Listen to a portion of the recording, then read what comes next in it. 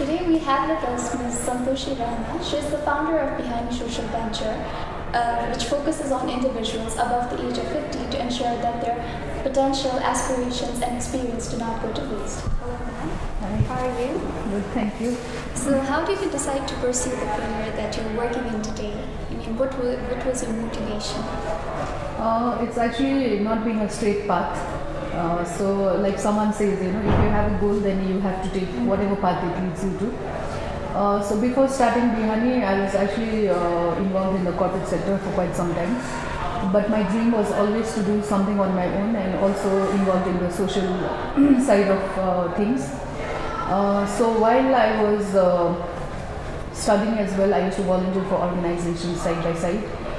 Then finally, after a lot of soul searching and after a lot of deciding what is it that I really want, I decided to take the risk of leaving whatever I had, and I joined a very small organization called Change Fusion Nepal. And Change Fusion actually focuses on social entrepreneurship. That's how I got to know about social entrepreneurship. I got to interact with a lot of small-scale social entrepreneurs, and they were actually my inspiration, basically.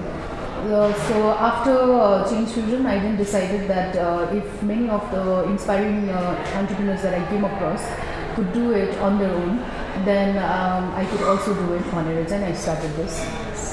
I mean, there are so many competitions in each and every sector, and everyone is following the same word. Yeah. So what do you think are the opportunities that one can pursue? Oiliko markets in Nepal? Oiliko market, I think many of us actually complain a lot about the problems in Nepal. But actually, I think we are at a very exciting phase in Nepal, especially for entrepreneurship, social entrepreneurship, because if in most of the developed countries, these are ideas that have already taken into shape. So Nepal, these very problems that we complain about are the opportunities, I feel. So right now, there's no specific thing as such. Like for example, before starting Bihani as well, there was a gap in the market. There were NGOs working in aging issues. There were daycare centers. There were private homes. So we also found that gap, So I think it's up to the individual who would like to start something of their own to identify the problem they want to address, and the gap is what is very important.